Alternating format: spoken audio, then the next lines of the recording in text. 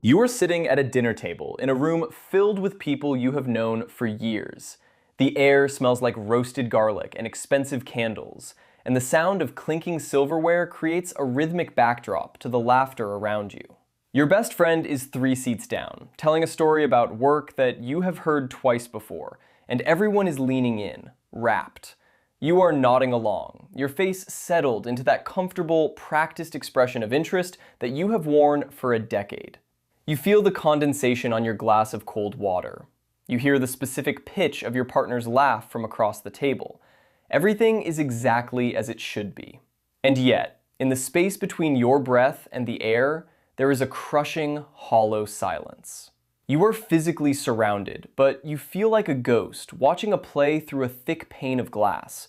You are participating, you are performing, and you are entirely, devastatingly alone. This is not the loneliness of isolation. This is the loneliness of presence. It is a specific psychological state where the more people you are around, the more empty you feel, because none of them are actually talking to you. They are talking to the person you are pretending to be, and you are the one left holding the bill for the performance. The truth that you have likely never admitted to yourself is that your loneliness is not a failure of your social life, but a success of your defenses. You have built a version of yourself that is so competent, so reliable, and so socially seamless that nobody actually thinks to look for you behind it. You are the one who checks in on everyone else. You are the primary listener in your friend group. You are the one who handles the crisis, makes the plans, and keeps the conversation moving. And the reason you feel so empty when you are with them is that you have subconsciously decided that being known is less important than being safe. You have traded intimacy for utility, and now you are beginning to realize that people can love what you do for them without ever knowing who you are. The part that makes this almost impossible to break is that your brain has actually wired itself to see true vulnerability as a threat to your survival. It is called the Competence Shield, and it is a mechanism that was likely built before you were even old enough to choose your own clothes. This video is for the person who feels more exhausted by a night out with friends than a 12-hour shift at work. It hits hardest if you are the kind of person who has a reputation for being the strong one, the one who has it all together, or the one who is always fine. You have probably never said this out loud, but there are moments when you look at the people closest to you and feel a sudden, terrifying sense of distance, as if you are speaking a language that they can understand, but you no longer feel. You are the kind of person who manages the emotions of everyone in the room to ensure there is no conflict, only to drive home in total silence, feeling like you have been hollowing yourself out for hours. You are here because you have realized that being seen is not the same thing as being known, and the gap between those two things is where your life is currently disappearing. Think about the last time someone asked you how you were doing. Really think about it. You probably felt a split second of internal panic before you launched into the standard report. You talked about how busy you are, or a project you were working on, or a funny thing the dog did. You gave them data, but you did not give them yourself. This is the first layer of the psychological architecture of reverse loneliness, the social performance. You treat your interactions like a job.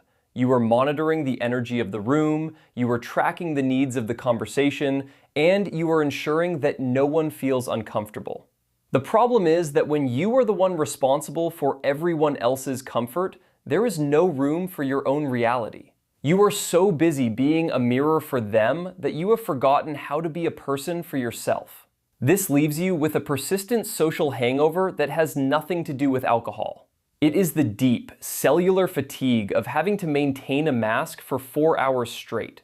You aren't tired of people. You are tired of the effort it takes to hide from them while standing right in front of them.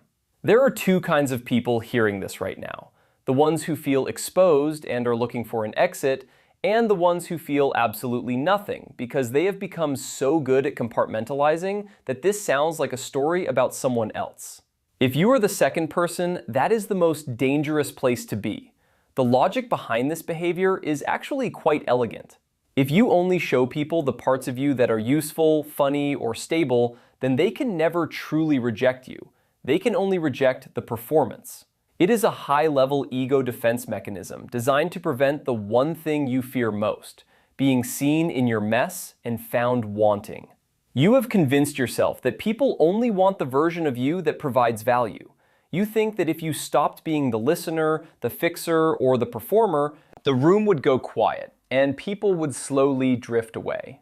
You are staying lonely on purpose because you believe that loneliness is the price you pay for staying in the group. You would rather be a ghost in a full room than a person in an empty one. But what you are actually doing is training the people in your life to ignore you. You have taught them that you don't have needs, that you don't require support, and that you are an infinite resource. This logic did not come from nowhere. It is a learned adaptation, usually born in a house where there was only enough emotional space for 1 or 2 people. And you realized early on that the space was already taken. Maybe you had a parent who was volatile, or one who was constantly overwhelmed. Or perhaps you were the sibling of someone who required all the attention. Whatever the specifics, you learned a very clear lesson. Your role was to be the easy one. You learned that the way to earn safety and love was to have no needs of your own.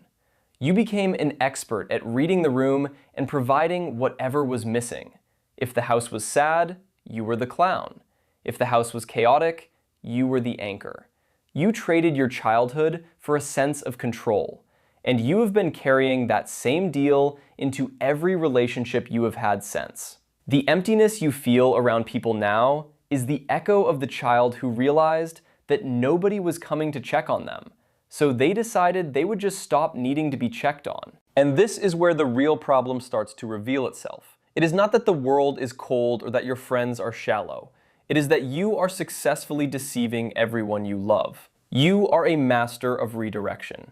Every time a conversation gets too close to the bone, you crack a joke, or you ask a follow-up question about them, or you pivot to a topic you know they want to talk about. You are a magician who has performed the trick of being present so well that no one realizes you have actually left the room. You feel lonely because you are the only one who knows the truth of your own absence.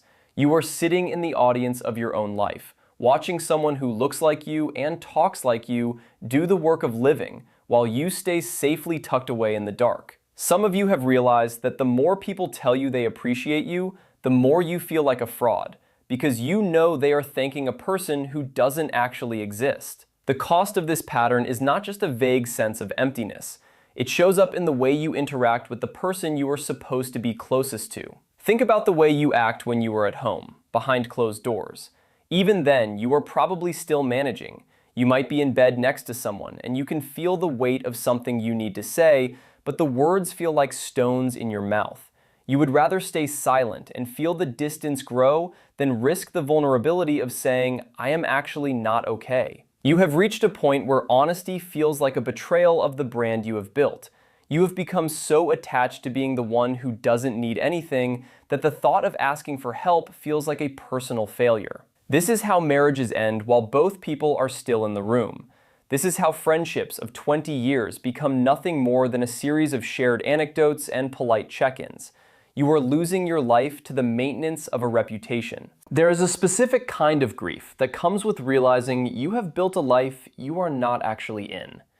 It usually hits in the quiet moments, like when you are driving home after a night out and you feel a sudden, sharp desire to just keep driving. You aren't running away from the people in your life. You are running away from the obligation to keep performing for them. You are exhausted by the weight of their expectations, even though you are the one who set those expectations in the first place. You are trapped in a prison of your own competence. The more you succeed at being the person everyone else needs, the more you disappear. And the most terrifying part is that if you were to stop today, if you were to just sit there and be quiet and let the silence hang, you don't actually know who would be left. You are afraid that underneath the performance, there is nothing but the hunger you have been trying to hide since you were 7 years old. The psychological twist here is that your reverse loneliness is actually a form of control. As long as you are the one performing, You are the one in charge of the narrative. You get to decide what people see and what they don't. You get to decide when the conversation starts and when it ends. Vulnerability is the opposite of control. It is the act of stepping out onto the ice and not knowing if it will hold. For you, that lack of control feels like death, so you stay on the shore, watching everyone else slide around, feeling superior for your safety and miserable for your isolation. You have created a world where you can never be hurt, but you can also never be reached. You are the king of a very small, very cold mountain. We tell ourselves that we are being selfless by not burdening others with our problems. We call it being a good friend or a stable partner. But that is just a story we tell to avoid the shame of being human. True intimacy requires the risk of being a burden. It requires the messy, inconvenient act of taking up space without offering a return on investment. If you are only loved for what you provide, you aren't being loved. You are being used, and you are the one who signed the contract. The emptiness you feel when you are around people is the physical sensation of your soul trying to remind you that you are not a service. You are a person, and a person who cannot be known is a person who cannot be saved. There are people watching this who have never told anyone about the moment they realized they do not actually know how to ask for comfort without feeling like they are losing a fight. When you look at your history, at the long line of people who have come and gone, how many of them actually knew you? Not your resume, not your favorite movies, not your political opinions. How many of them knew the specific way your throat tightens when you are scared? How many of them knew the dreams you stopped talking about because they felt too fragile to survive the light? If the answer is none, then it doesn't matter how many parties you go to or how many people text you on your birthday. You are living in a crowded room with the door locked from the inside. You are waiting for someone to pick the lock, but you are the only one with the key, and you have hidden it so well that even you aren't sure where it is anymore. The path out of this is not a set of social skills or a new group of friends. It is the slow, agonizing process of becoming willing to be disappointed. It is the decision to stop being useful and start being real. It means showing up to dinner and having nothing to offer. It means letting the conversation die and not rushing in to revive it. It means looking at someone you love and saying, "I am incredibly lonely right now, and I don't know why." That sentence is the most dangerous thing you could possibly say because it breaks the spell. It destroys the performance. It forces the other person to actually see you, and it forces you to deal with the consequences of being seen. Some people will not like it. Some people will find you less convenient. Some people will move on to someone who is easier to be around. And that is the part you have been trying to avoid your entire life. But on the other side of that risk is the only thing that actually cures the emptiness. It is the moment when you realize that you can be messy and quiet and needy and still be allowed to stay. It is the realization that you don't have to earn your place at the table by being the most interesting person there. You are allowed to just be the person who is there. The loneliness of presence only dissolves when you stop trying to manage the presence and start actually inhabiting it. It requires you to stop being a ghost and start being a body that gets tired, a body that has limits, and a body that needs to be held. Think about the people in your life right now. Think about the ones who have been there the longest, the ones you say you love. When was the last time you let them see you fail? Not a controlled failure that you had already processed and turned into a funny story, a real, raw, unfolding failure. If you can't remember, then you are still living in the performance. You are still protecting the version of you that doesn't exist at the expense of the version of you that does. You are choosing the safety of the hollow over the risk of the full. And as long as you make that choice, the room will always feel empty, no matter how many people are in it. The silence at the end of the night, when the guests have gone and the lights are low, is not your enemy. It is the only time you are being honest with yourself. It is the only time the performer gets to take off the makeup and look in the mirror. And the question that remains in that silence is not how to get more people in the room. The question is how to get you back into your own skin. You have spent your whole life making sure everyone else was okay, ensuring that no one felt the cold, and checking the locks to make sure the world stayed out.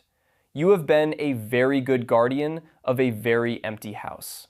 When you think about the way you handle everything now, the calm, the distance, the self-control, the ability to keep going without asking for help, how much of that is who you chose to become, and how much of it started the moment you realized nobody was coming and decided you would be fine anyway?